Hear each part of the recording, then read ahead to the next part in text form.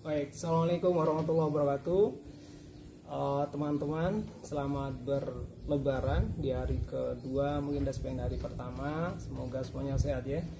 Nah, hari ini Pak Agus lagi bersilaturahim ke rumah kakak ya. Kakak yang baru pertama kali ketemu sampai seusia gini, tapi alhamdulillah sekarang terhubung dengan beliau. Nanti akan berkenan diri, tapi nama panggilan beliau adalah Mas Heri ya. Mas Heri. Mungkin Mas Heri boleh perkenalan nama, biodata singkat.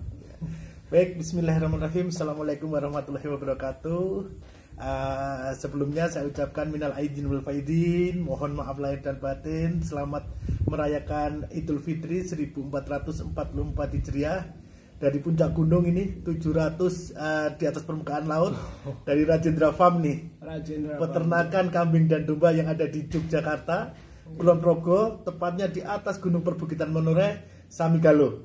Nanti para teman-teman subscriber dari Al-Fatih Izi Imani, silahkan kami tunggu datang ke sini. Kita belajar bersama-sama, kita melihat apa yang ada di perbukitan di puncak gunung ini. 900 subscriber cukup untuk tempatnya, Mas? Insya Allah. Area kita cukup memadai. Kita ada sekitar 5 hektar, 5 hektar area terbuka semua.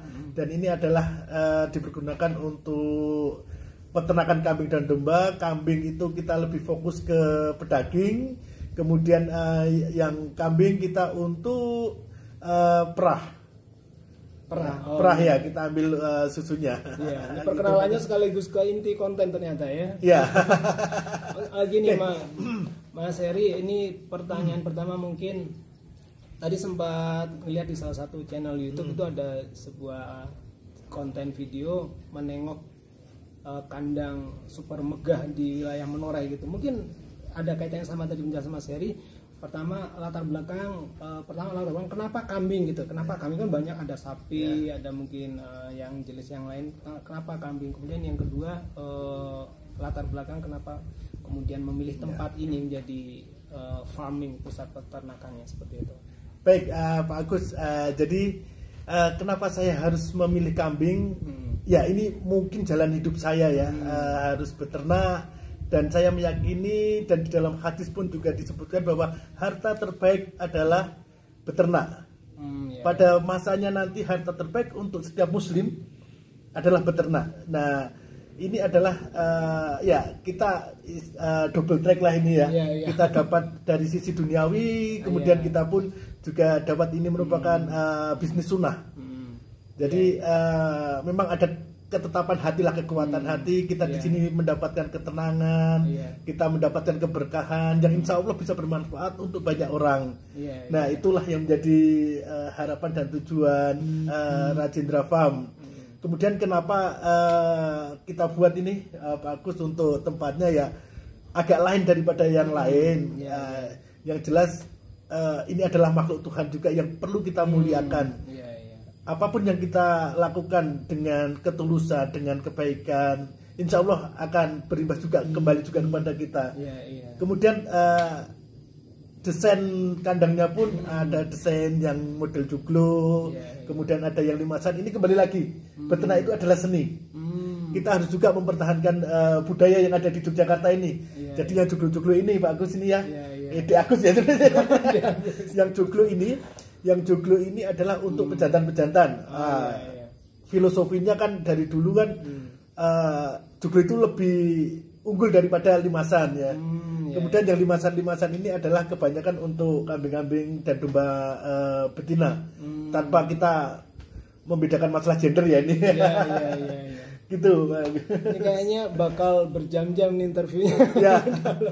Filosofinya dapat. Kemudian tadi yang menarik begini Mas, jadi memang luar biasa ya, subhanallah, kita berbisnis bukan semata karena rezeki ya, tapi memang ada mengikuti sunnah Rasul tadi, yang notabene menurut Mas Heri beternak itu adalah salah satu jalan juga yang dipilih Rasulullah SAW. Kemudian yang kedua ada statement beternak itu seni. Luar biasa ya, ternyata cara kita memperlakukan makhluk Allah juga suatu saat pasti akan memberikan imbal balik yang sama ke kita. Saya jadi ingat waktu itu pernah wawancara salah seorang pebisnis wagyu maniak, bukan peternak tapi pebisnis daging Wagyu, wagyu. Dan di sana juga cerita kalau di Jepang itu sapi sangat dimuliakan gitu. Ya. Jadi teringat, oh ternyata ada kemiripan, kesamaan bahwa ternyata ketika kita beternak, berbisnis tuh perlu untuk memuliakan barang, produk, suatu yang kita jual, tidak sekedar dapat uang saja. Nah mungkin Mas Heri kira-kira boleh bertanya, kira-kira tadi sudah diberi kenapa kambing, sudah jelas ya dasarnya sunnah tadi. Kalau boleh tahu nih sebenarnya apa sebenarnya keunggulan yang dimiliki oleh seekor kambing? Yang saya tahu itu ada jenis rasanya Etawa itu susunya sangat sangat luar biasa. Mungkin secara umum Mas Heri, apa sih keunggulan kambing gitu? Kambing memang banyak genetik varietasnya ya. Ada PE, kemudian ada yang perah sendiri sudah ada banyak, ada yang dari luar ada Sanen, kemudian ada kambing yang lokal, kambing Bligon, kemudian Jawa Randu, masih banyak lagi. Jadi kita belajar mengenai kambing ini tidak akan berhenti. Saat itu juga kita diskusi tidak. Tapi saya pun yang sudah berjalan ya, kita berdiri Agus ini kita berdiri tahun 2008 dan saya adalah salah foundernya. Jadi saya memang sering menyebut founder. Jadi bukan owner ya. Bukan owner. Dalam artian perintis ya. Apapun ini nanti akan diteruskan oleh generasi kita. Mereka akan lebih bertanggung jawab terhadap apa yang sudah kita dirikan ini. Jadi kemudian kelebihan lainnya dari sisi daging, ada anggapan bahwa daging kambing ataupun domba itu memicu kolesterol, kemudian darah tinggi. Sebenarnya itu adalah salah. Salah ya, cuma karena sudah masuk ke dalam pemikiran bawah alam sadar kita bahwa ini adalah penyebab-penyebab untuk gangguan-gangguan kesehatan seperti tadi. Tapi sebenarnya tidak. Kemudian susu kambing pun sangat bagus sekali dibanding dengan susu-susu yang lain, baik itu sapi maupun lainnya. Dan kita tahu bahwa kemarin kita COVID ini permintaan susu kambing sangat luar biasa karena memang ini sangat berpengaruh positif sekali terhadap kesehatan.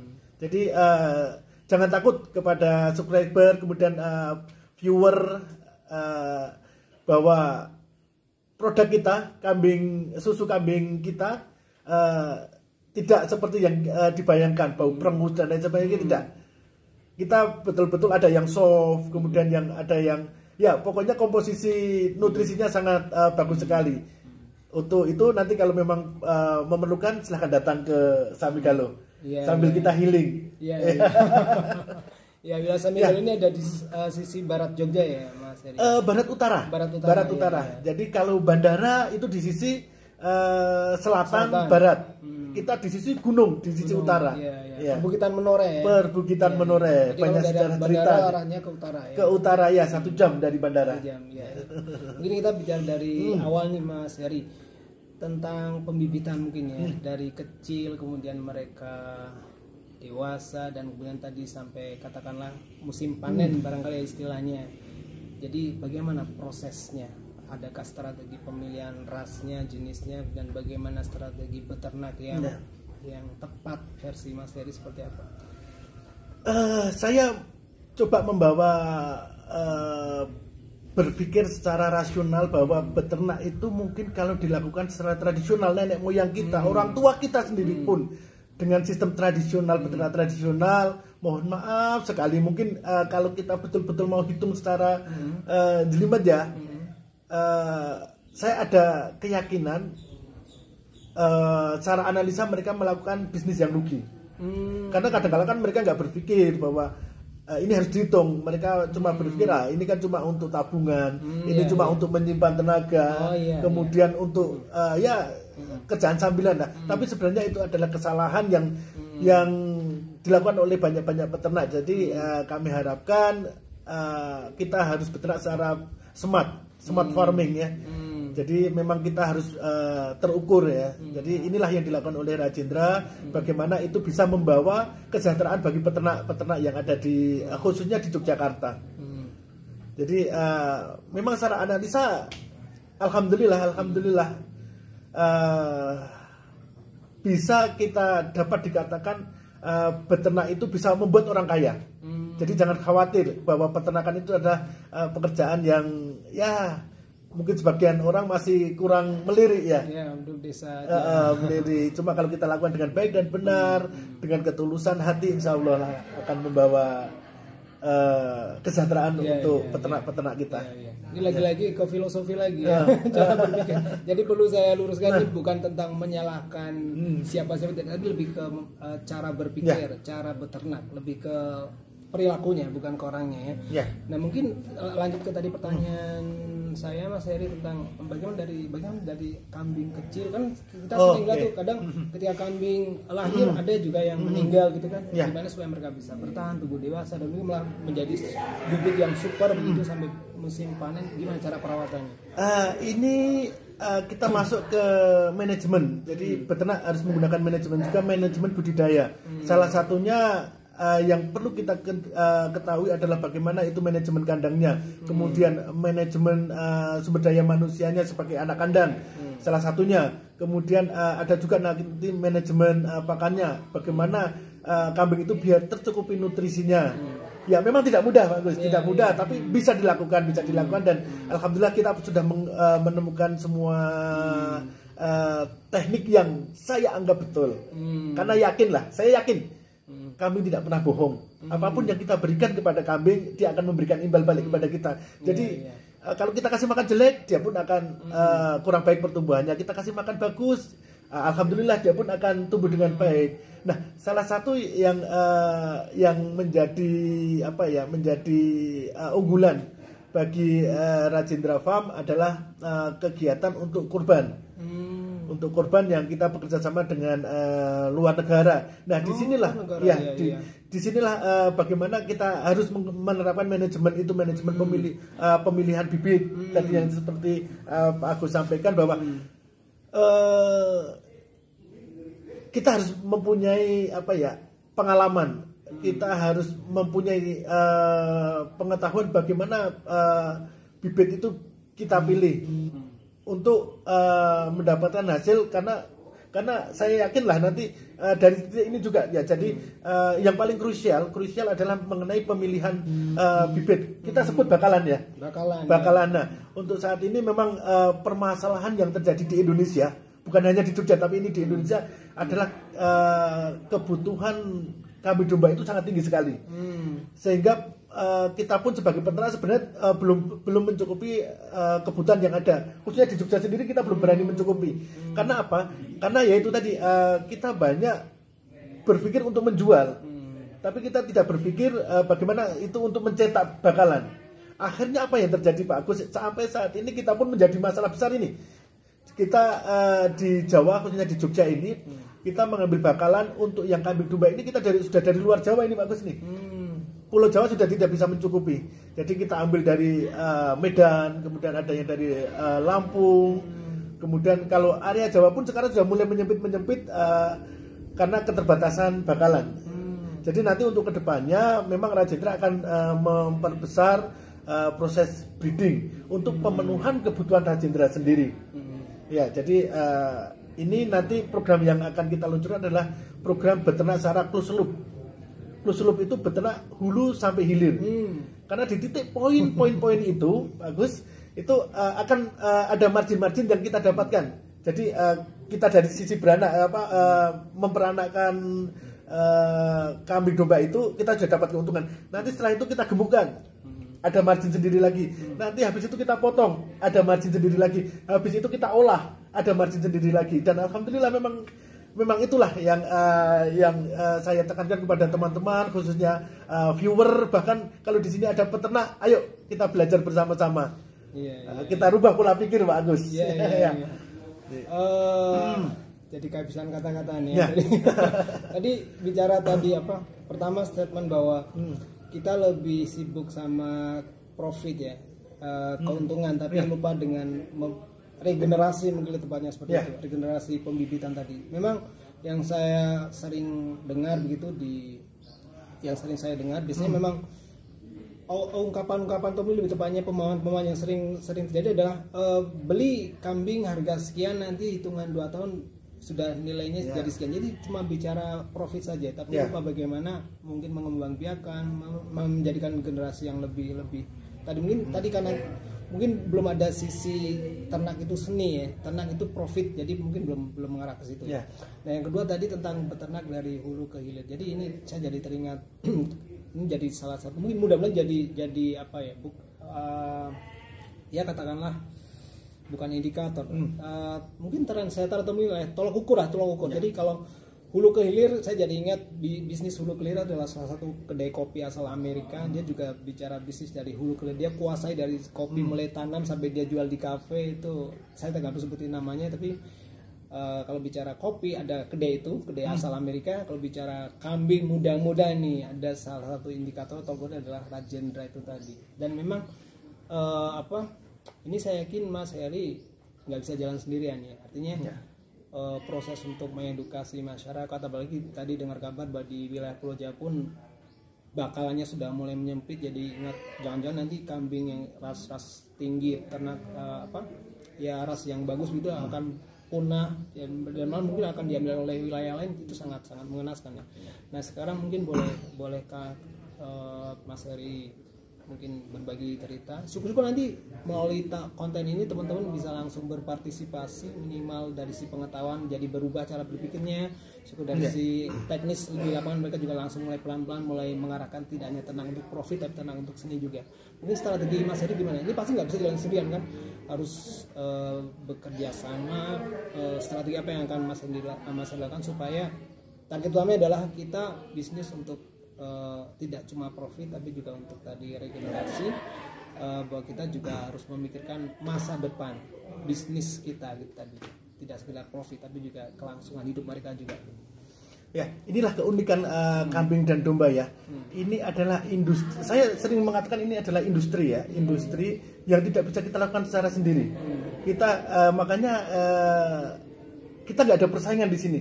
Dalam artian persaingan bisa sih dalam sisi bisnis bisa. Cuma ini sebenarnya di bisnis kambing dan domba ini kita bukan persaingan, tapi kita memang harus bersama-sama bagaimana untuk mencukupi kebutuhan di pasar. Salah satu yang kita lakukan adalah kita tidak bisa berjalan sendiri. Kita pemberdayaan masyarakat, baik itu dengan sistem kemitraan, kemudian ada juga sistem bagi hasil juga. Jadi selama ini yang kita lakukan adalah kita bagaimana farm ini bisa bermanfaat untuk masyarakat sekitar. Bagaimana kita cara mengedukasi masyarakat sekitar untuk beternak secara smart. Nah ini alhamdulillah sampai saat ini sistem ini bisa berjalan sampai yang terakhir anak sekolah pun loh. Anak sekolah pun kita berikan edukasi, bukan hanya edukasi tapi langsung praktek dia. Jadi yang memang mereka yang mempunyai lahan, kemudian mempunyai tujuan, kita kasih kambing. Kita kasih kambing ataupun domba. Kemudian hasilnya silakan bukan lagi bagi hasil, tapi silakan Anda ambil semua hasilnya itu apa anaknya itu. Cuma memang indukan masih tetap punyanya Rajendra ya. Anak-anak punya Anda sendiri, silakan mau Anda teruskan atau Anda jual. Kalau Anda jual harus dijual di Rajendra. Dalam artian apa? Ini nanti jangka panjangnya bahwa suplai ke Rajendra untuk kebutuhan di Rajendra sendiri pun bisa tercukupi. Dan untuk mencukupi pasar, sekali lagi kita tidak bisa mencukupi sendiri, kita tidak bisa jalan sendiri. Salah satunya di Jogja ini ada namanya Paguyuban Peternak Kambing Domba Yogyakarta. Itu semua isinya peternak-peternak kambing. Kalau kita pikir-pikir, ya kalau memang ini persaingan ya agak riskan juga kita dalam satu komunitas dengan pekerjaan yang sama, dengan tujuan market yang sama. Tapi karena ya itu tadi kita tidak bisa mencukupi, ini semua memerlukan proses. Jadi kami mempunyai ketetapan bahwa kita bisa maju karena adanya kebersamaan, kekuatan bersama untuk mengembangkan peternakan kambing domba ini, Pak. Iya. Mungkin lebih detail tadi yang Mas Heri pernah lakukan tadi ada kerjasama antar negara ya. Mungkin boleh ceritakan ke teman-teman Mas Heri detailnya seperti apa, kapan dilakukan, apakah masih berlangsung sampai saat ini? Ya, jadi memang awal mula kita beternak adalah adanya permintaan market dari luar negara tahun 2008 ya. 2008 kita sudah bekerja sama dengan luar negara untuk mengadakan kegiatan-kegiatan ibadah khususnya kurban, kemudian yang rutinitas harian adalah adanya akikah, kemudian adanya nazar, adanya sedekah. Nah, itulah yang menjadi bisnis kambing domba utama saya. Jadi sudah berjalan selama kurang lebih hampir 15 tahun ini. 15 tahun kita memberikan servis kepada mereka, bagaimana kita melayani, kita berikan ternak yang terbaik untuk mereka, dan akhirnya mereka pun semakin hari semakin yakin, semakin percaya, dan akhirnya sampai hampir 15 tahun mereka pun tetap bekerja sama dengan Rajendra, dan alhamdulillah tiap kurban kita sudah bisa memotong sekitar kurang lebih 4.500 ekor. 4.500 ekor setiap kurban. Ya, memang makanya mungkin kalau nanti teman-teman mau explore di Rajendra ada rumah potong hewan juga, yang dipastikan itu adalah rumah potong halal. Kemudian kita pun yang melakukan kegiatan penyembelihan pun orang-orang yang sudah berkompeten, yang sudah teruji untuk sembelih. Jadi jangan khawatir, jangan risau bahwa apa yang kita lakukan adalah yang terbaik untuk sohibul kurban maupun lainnya. Oh iya. Ya. Mungkin apakah boleh disebutkan nama negaranya, Mas Heri? Saat ini kita dengan Singapura. Ya. Dengan Singapura kita belum ada tawaran lagi. Kita ada tawaran lagi dari Turki, dari Brunei, dari Malaysia. Tapi karena itu tadi kita kembali lagi bahwa kita belum bisa memenuhi kebutuhan kambing dan domba yang mempunyai kualitas. Nah, itu yang menjadi masalah. Jadi kita pun tidak mau asal-asalan juga untuk memberikan hasil peternakan kita kepada mereka. Dan nggak mau asal-asalan, berarti mulainya tidak hanya saat di kandang ya, dari sebelum masuk kandang juga harus kualitasnya harus mulai dijaga apapun. Betul. Pemberian pakan, termasuk ini kalau ini kerja sama masyarakat juga ya, berarti artinya masyarakat juga harus mempunyai pola pikir yang sama juga, cuma sekedar jual dapat, tapi memang juga berusaha untuk memberikannya yang terbaik. Untuk ini Mas Heri, tadi ada sisi edukasi dengan anak juga, dengan kalau boleh tahu nih Mas Heri, visi jangka panjangnya untuk Rajendra Farm, mungkin kalau boleh, kalau tadi yang sudah dilakukan kita sama dengan masyarakat, dengan sekolah, mungkin dengan luar negara. Nah, kalau boleh saya minta statement dari Mas Heri kira-kira yang belum dilakukan dan ingin sekali, dan kalau bisa jadi malah harus dilakukan oleh Mas Heri, 3 hal kira-kira apa yang jangka panjangnya. Jangka panjang secara sosial ya, saya berkeinginan bahwa beternak ini bukan alternatif pilihan pekerjaan, tapi ini adalah salah satu pekerjaan yang sangat prospek sekali untuk kita kerjakan, terutama untuk anak-anak muda generasi milenial. Marilah kita beternak. Satu itu. Jadi jangan lagi berpikir bahwa beternak itu menyusahkan, beternak itu tidak bisa membuat ataupun mencukupi kebutuhan kita, tidak. Tapi ini bisa membawa kita kemana-mana lah. Kemudian yang kedua, beternak harus dilakukan dengan hati.